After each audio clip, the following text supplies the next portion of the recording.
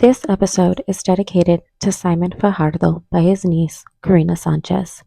She says Simon was a perfect individual, always spreading positivity and encouraging people to better themselves.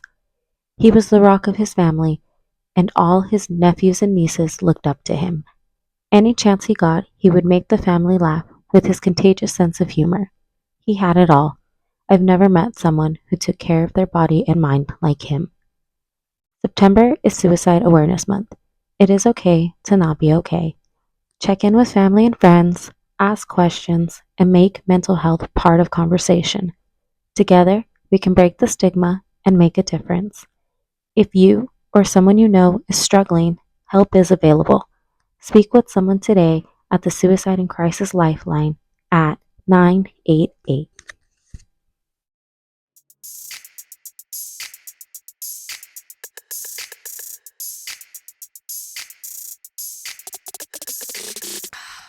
Hey guys, welcome back to another episode of Tea Talk 2.0. Hey. As always, I'm your hostess with the mostest, Jessica, aka Tina. Today's drink of choice is a witch's brew Alani Nu.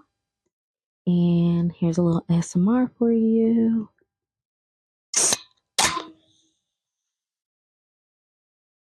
And the first sip. Cheers.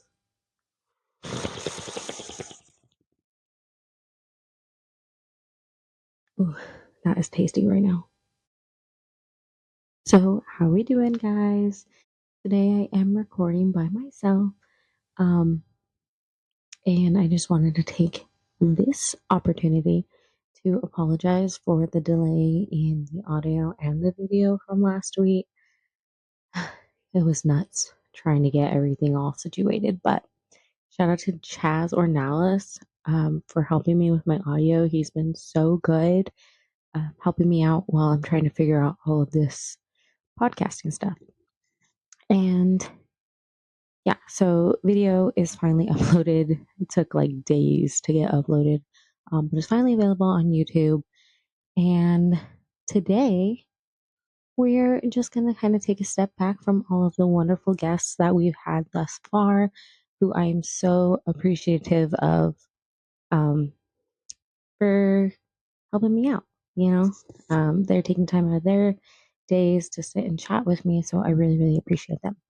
But today we're going to talk all about me, and it's one of my favorite subjects. So, we're going to do something fun and different today.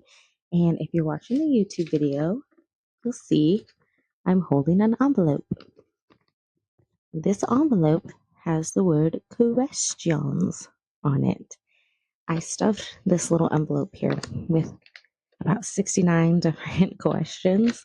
And I know it's really specific, but like I made it on an Excel spreadsheet, so I know how many questions are in here. But there's quite a bit of questions in this envelope.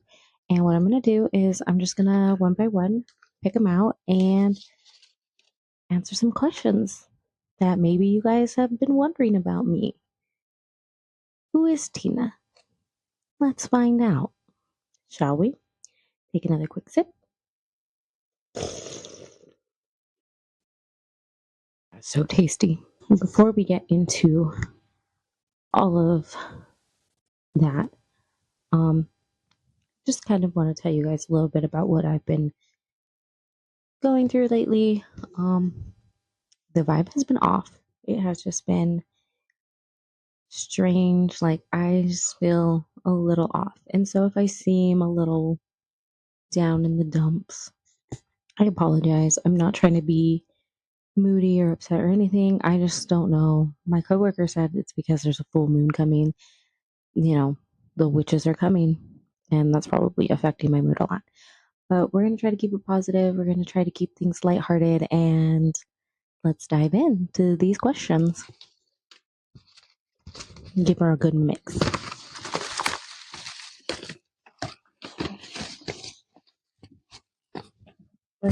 First question is, so you can see how tiny they are on this little piece of paper. What is your biggest pet peeve? I don't like when people talk over me Like, especially if they ask me a question and I'm trying to answer them and they're just like talking over me. I'm like, then why did you ask me a question if you don't want me to answer it? I like when people talk over me. I can't really think of any like other. The thing with my pet peeves is that I don't know what they are until they're happening to me. So I'll try to think of some, I guess, and like recap for you guys. But like, I don't know. I guess a lot of things don't get on my nerves really easily. So yeah, that's the only one I got is when people talk over me. Especially when they're asking a question and I'm trying to give them the answer. Let's do another one, shall we? Okay, this one says, what's something you believe in that not everyone does? Ooh, that is an interesting one because I feel like there's nothing that I specifically believe in that I don't have in common with other people. Mm. Something I believe in that not everyone does is that Scream is the best horror movie franchise. And not like the whole franchise, but specifically the first three movies in that franchise are the best. The fourth one was okay. Like, I'm not mad about it. I love Hayden Panettiere, and I love that she was in the franchise. Um, the fifth and sixth ones, I just couldn't like. I mean, I like them; they're okay, but they're just not what I feel like the OG Scream storyline was about, if you will. I don't know. Like, I could talk about this movie for days. I watch it yearly. I don't watch it just around spooky season. So, if you guys have opinions on that, let me know what you think. But let's go into the next question.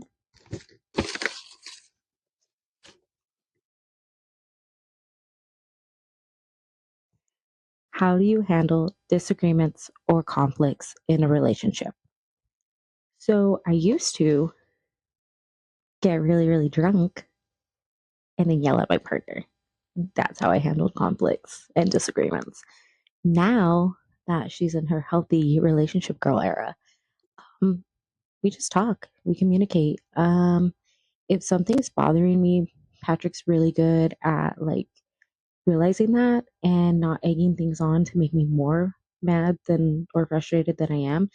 And he says like, "Hey, is everything okay?" And you know, I'm able to communicate my issue, I guess you could say. But we don't really have too many conflicts or disagreements. We usually are really good about discussing the important things like finances and like how we want to be parents and things like that. So it's really easy for us. But I think like the best answer I can give is just communication. Like don't hold things deep inside. Let it out. I always take a day. If I'm really, really upset, I always take a day and then come back to it the next day. I don't think it's good to go into a, a conversation with somebody if you're like heated and so upset because things can be said that are like you once something is said, you can't take it back, no matter like if you're going to apologize for it or what have you. So you really have to be careful when your emotions are really high and there's a lot of things at stake. So just take the time to decompress a little and then communicate what you're upset about and your feelings towards the situation. That's how I think conflicts can be solved. Okay, next question. If you could relive one day of your life, which would it be and why? And I think that's so funny because I was just telling Patrick the other day that I wish that sometimes we were not married so that way I could get to marry him all over again. And he like asked me specifically because we eloped. So we had that wedding day and then like 6 months later we had our big like wedding party and he asked me which one like I would relive, like the party or the elopement. And I was like, oh, the party was so much fun. Like I had such a good time and I loved my dress. Like it was so good. But I like would redo the elopement because that held a lot of meaning to both of us. And like, it was just such a special day. And it was so like everything just went exactly the way that it was supposed to. And everything felt light and just easy.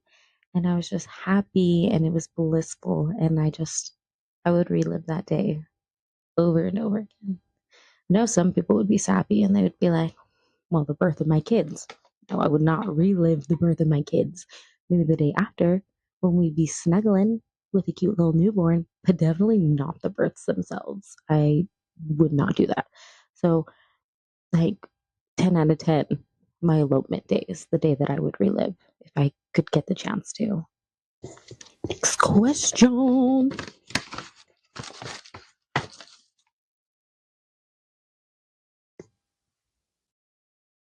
What is something you've done that is outside your comfort zone?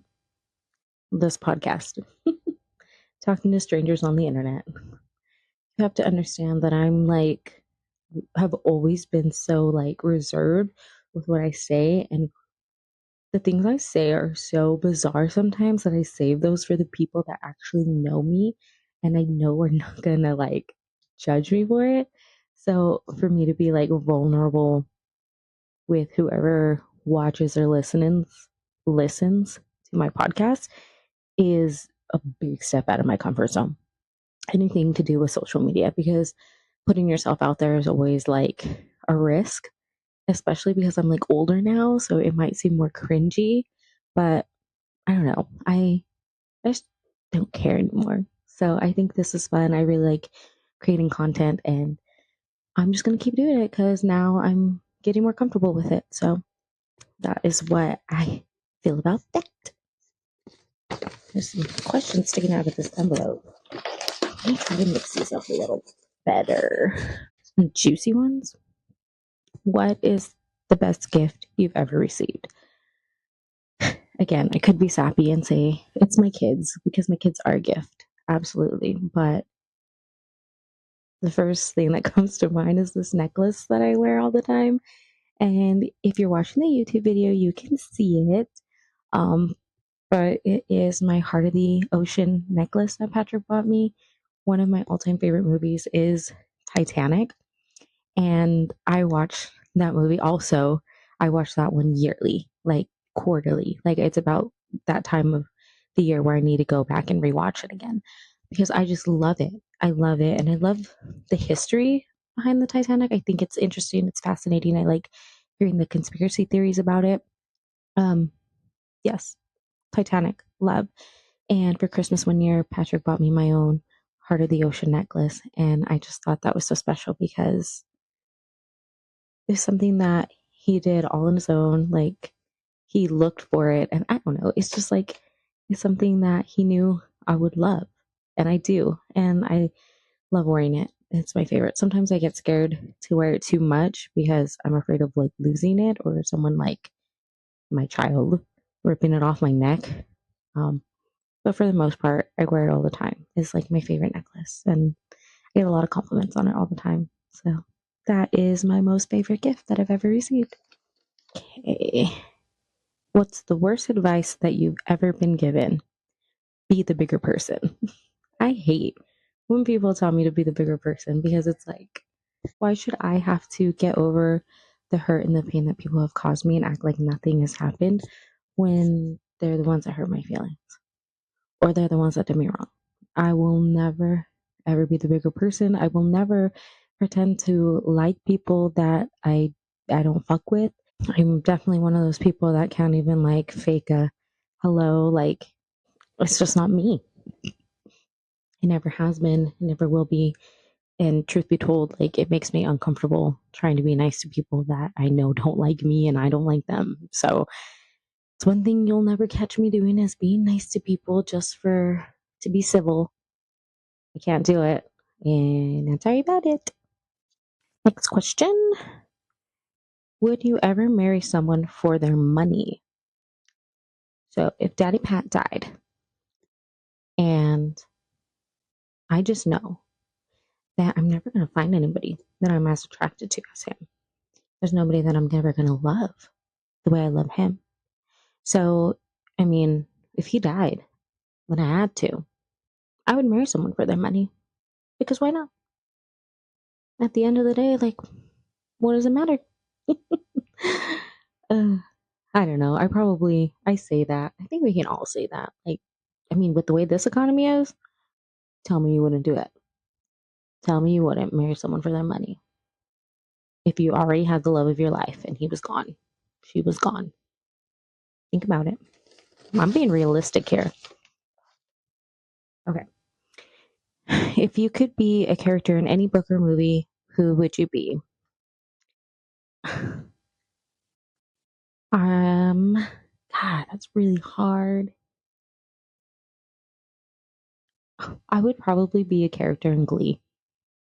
One of like probably one of like the side characters that like disappears in the middle of the season and nobody knows what happens to them. But like I would love to be part of that show choir and just randomly bust out into songs really well and dances. I would do that. Yeah. I think also maybe nope, that's the only one I can think of right now. I don't watch a lot of TV. What I do is watch reruns of things I've already seen a million times, and Glee is one of them. And that was like the first one that came to mind. Okay, the way I'm answering these questions is just like top of my head. Okay, so don't judge me because I might have a different answer in like a week. How do you recharge after a long or difficult week? And that's a really good question because I feel like I've been having long and difficult weeks a lot lately. The way that I like reset is I give myself rest. So I let myself sleep if I'm tired. And I just kind of like, if I have a million one things to do, like cleaning my house, like things of that sort, I know that that can wait. I need to give myself, I need to give my body and my mind time to rest. So I do sleep a lot. And I don't think that's a form of laziness. I think that's just a form of listening to your body and what it needs. And I love that I have a husband that respects that. So I sleep. I I watch like my comfort movies. There's like a few that I like to rewatch that just kind of help get me in better spirits. And I just spend time with my husband and my kids. And I like to stay home to do all of that. If I'm feeling overwhelmed with like people and things like that, I don't want to be out in public. So a lot of the times on the weekends, we get invited to birthday parties and stuff, and I fully plan on going. It's just I listen to my body, and if it's telling me that we're doing too much, then I'm listening. So definitely, in order to recharge, you need to listen to your body, and you need to just take the time for yourself and don't feel guilty about it. I think guilt is what keeps us all from taking that time to recharge. And then we're just going into weeks after weeks after weeks, tired and exhausted, and puts people in bad moods. And that's no bueno, friends. We shouldn't be doing that. So take the time you need for yourself. And next question. This one got all bent. If you could listen to one song for the rest of your life, what would it be? Oh, one song? That's hard. It definitely have to be like a song that gets me like motivated and going. Oh man, that one stumps me a little. I don't even have like anything off the top of my head. Okay, I'll just the top of my head. Dancing Girl by ABBA.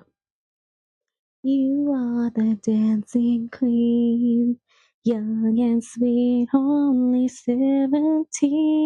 Oh, yeah. There you go. You're welcome, guys.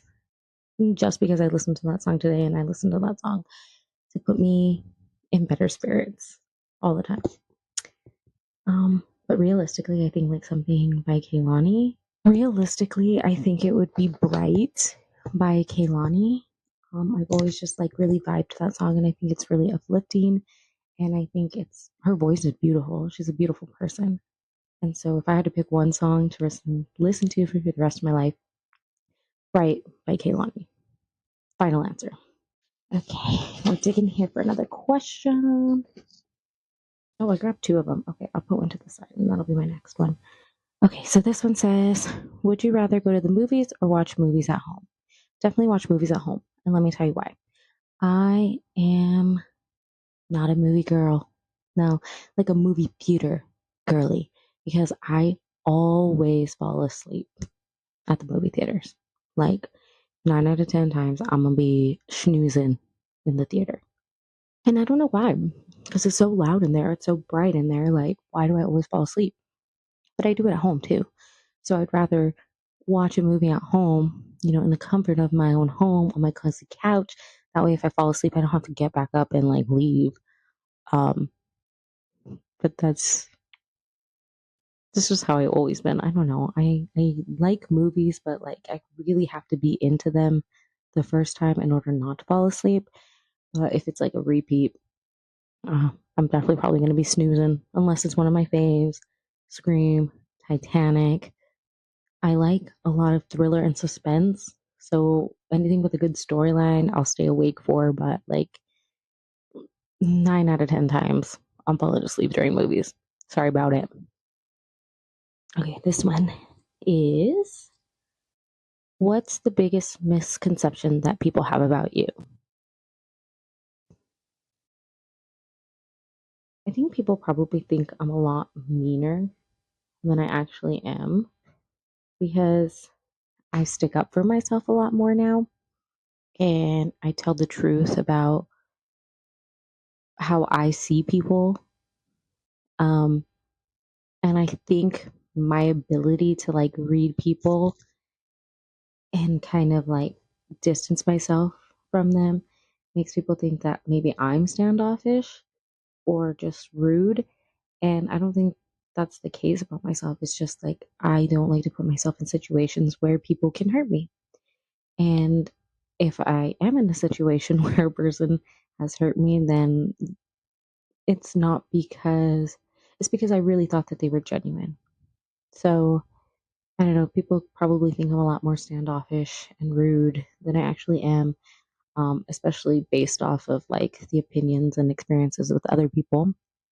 But I feel like I try to be very welcoming and I try to like be the person to like start a conversation like at a party or even at work. Like I try to be that person, but I don't think everybody sees me that way. And that's okay.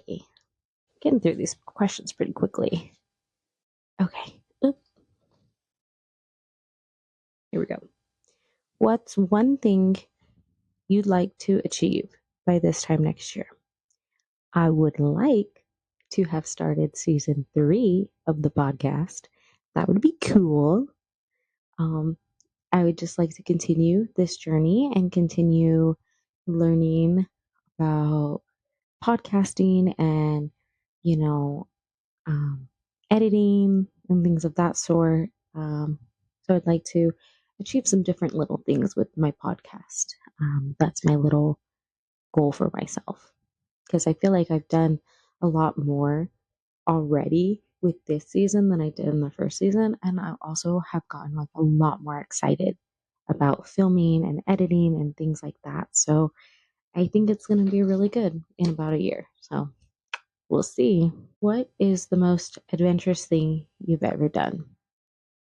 Well, for Patrick's 30th birthday last year, I took him skydiving. Originally, what I was going to do was just go and be a supportive, I guess I was a wife at the time, but I was just going to be a supportive wife and watch him do his thing because I know that was something that he always wanted to do. But then I was like, you know what? This man does the utmost for me. The least I could do is jump out of a plane with him for his birthday. I don't know. That logic sounded a lot better when it was happening. but I had no interest in ever skydiving. Like, that was not on my bucket list. Like, never want to do it. I want to swim with the sharks. I never wanted to jump out of a plane, but I did it. And I have to say, like, it was one of the most exhilarating experiences of my life. Um, I don't know. Maybe I would do it again just because I know what to expect this time and maybe it'd be a little different. But that's probably the most adventurous thing I've ever done in my whole life. If you had to teach something, what would you teach? I feel like I'm like the worst teacher because, like, even when I have to like train people at work and stuff, I'm just like, you can ask me questions if you have questions. I just do. I do, and you see, and if you have questions, like, ask me. I don't know. I'm not a very good teacher, but if I had to teach something, oh, I'm a dumbass. I taught Zumba classes, so if I had to teach something, I would teach Zumba classes because I know how to do that and I've done it before. I was thinking way too hard into that question, I think. Way too hard. Okay. How do you maintain relationships with family and friends? I spend just the right amount of time with my family and with my friends. So I'm not one of those people that like constantly needs to be with people every single day, especially like when it comes to family, because they can get a little kooky sometimes. Um, so I just like a good balance. Like I'll go to the family events, like functions, like birthday parties and baby showers and weddings, like things like that, and catch up with people. I also play softball with a team that is like made up mostly of like my family. And I also play on a volleyball league team, again with a team that's mostly my family. So I just try to like balance out the time spent. Like too much is like I need to know when too much is too much. You know what I mean? Next question. Give me something juicy. I don't remember all the questions that are in here. Okay. Who is one person you tell everything to? Patrick. Absolutely everything. I tell him everything without hesitations either, because he's just my person. And I also love that we've gotten to a point in our relationship where, like, we'll come home and I'm like, oh, I have tea. And he's like, what is it? Like, he gets just as excited about the tea that I have to spill that I do. So that's why I tell him everything. I bet you guys knew that answer, though. Okay, next question is, what is your relationship status? I am happily married. Almost 2 years now. So that's exciting. And also Patrick and I just celebrated being like a thing for 5 years. So yes, we're very, very happy together. Favorite holiday and why? I have two favorite holidays actually. Maybe three if you count one of them. The first one is Valentine's Day. I love love. I've always loved Valentine's Day. I think it's a great day to, of course, recognize the people that you are in love with, but also just people that you love in general. And in those times when I wasn't even in a relationship, I still like, showed my friends how much I appreciated them. And I just think now that I'm a mom, I especially love that holiday because I love making these baskets for my kids and showing them how much I love them and appreciate them. So, love Valentine's Day. Think it's super cute and don't be a hater and say F love because there's so many people to love besides a significant other. And second holiday would be Halloween. Um, it's just the vibes. I love spooky season. I like the old school, like Halloween though. Like I was just telling Patrick about it last year when we took the kids trick or treating because we actually went trick or treating through neighborhoods instead of taking them to trunk or treats. And I was like, man, I remember when I used to live in Tucson and we used to go trick or treating, and like all of the neighbors had like their whole garages like decorated, and they went all out, and like everybody was trick or treating down the street. Like it was packed, and it was just like, it was such a vibe. Like bringing back that kind of Halloween. Like, don't get me wrong, I think trick or treats are cool and they're very safe, but they're just like, they're not that fun. At least I don't think so. I don't know. I like the whole walking down the neighborhood and knocking on people's doors and trick or treating that way. And then my third holiday that you might not count as a holiday, but it's a national holiday in my house is my birthday. It really is a national holiday. And I celebrate it every year, even if other people don't celebrate me. Okay, let's see. How many tattoos, piercings do you have? Well, let's see, shall we? Okay, let's start with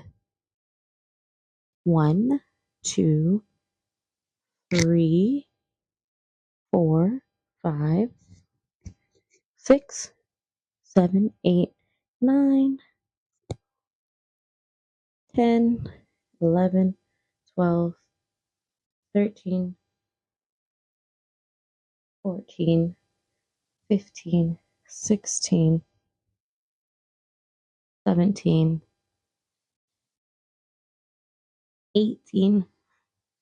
I count this one, 19, 20 on my foot, and then 21 on my butt. So I have 21 tattoos as of right now. And the only piercings that I have are my nose, my septum, and then I have double hoop or double ear piercings, but I only wear one hoop. And then I'm pretty sure like my belly is still pierced. I just don't wear a ring in it. I used to have my tongue pierced. I used to have my lip pierced. I used to have like this side of my nose pierced, but it kept like rejecting, and so I just like left it out and gave up on it. But yeah, that's all the ones I have. I think if I got any more piercings, I would probably do like just more like pretty ones on my ears because I see a lot of those like designs that people do with the jewelry, and I think it's so pretty. Um, and then tattoos, of course. I wait, I said 21. I didn't even count the ones on my legs right here. 21, 22, 23. Oh my god, I gotta count them again. Okay, so hold on. 1, 2, 3, 4, 5, 6, 7, 8, 9, 10, 11, 12, 13, 14, 15, 16, 17, 18, 19, 20, 21, 22. 22? I don't know. 21 or 22. Anyway, doesn't matter. What I'm planning on doing on my whole left side of my leg is like a whole horror movie theme. So right now I have Ghostface and I have a female Jigsaw character. And so typically what I do is I like rewatch the whole franchise of a horror film. And then once I get through all the movies, I go and get this like elaborate tattoo piece, and I'll put some pictures on the YouTube so you can see what I've got going on.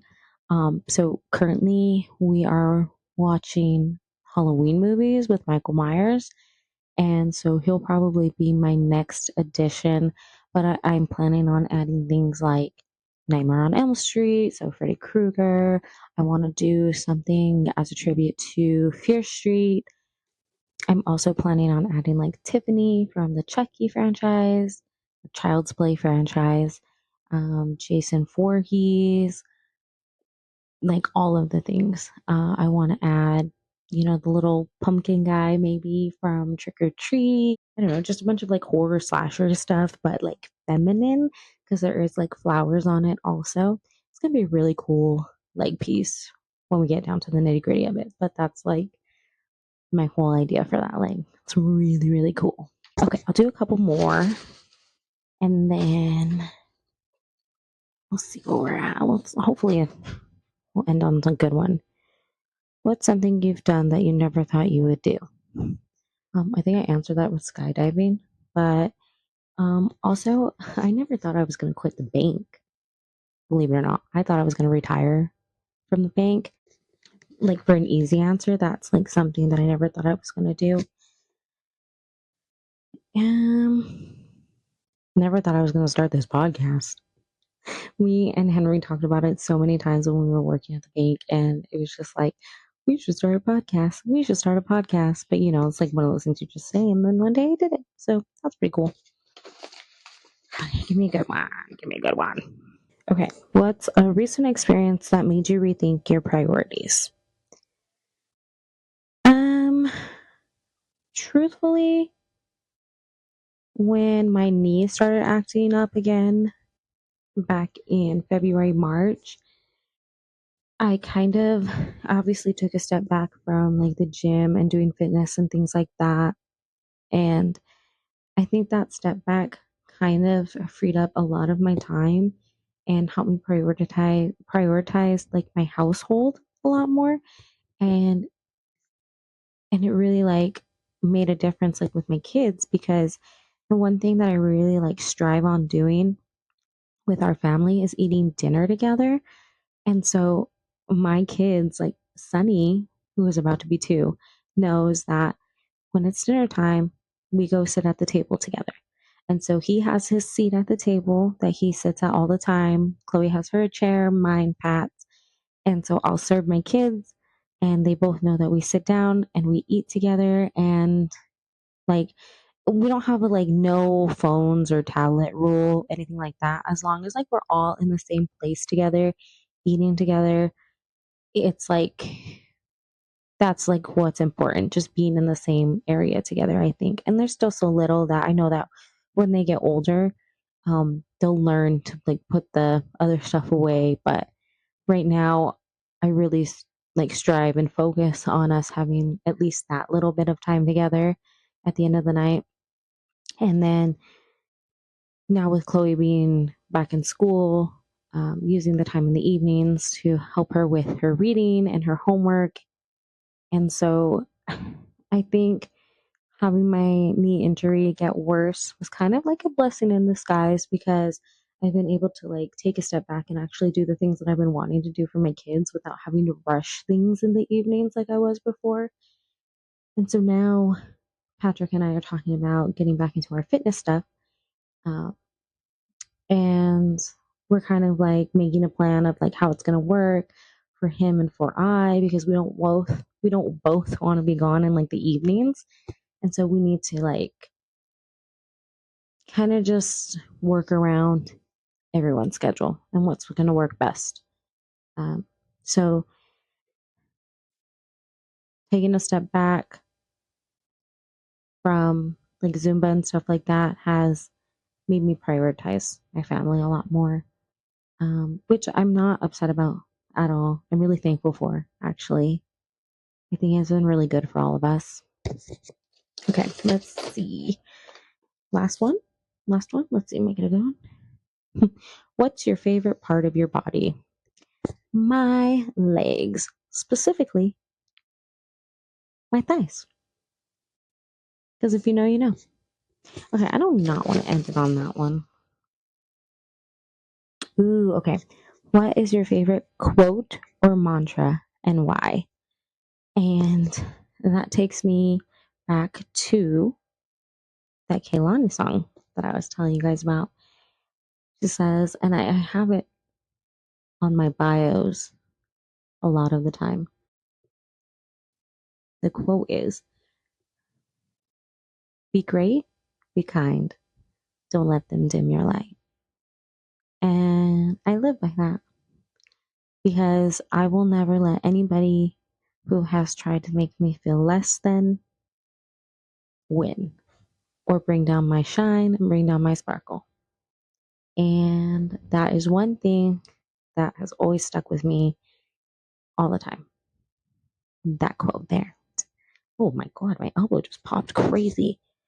Anyway, I know that I kind of dropped the ball last week with putting the episode out late, so I'm gonna like work my butt off and try to give you guys a part 2 to this episode and answer some more questions to kind of make up for slacking a little last week. Again, I appreciate you guys being patient with me and for like being excited for like the episodes to come out because it gives me a reason to keep doing what I'm doing. And I really, really appreciate it. Again, I appreciate all the feedback that I've gotten. It means the world to me. And yeah, that is going to be all the tea for this episode. Remember to like and subscribe. Audio version is available anywhere you can listen to podcasts, and the video version will be available on YouTube. So thanks again for listening, and we'll see you guys next time. Bye.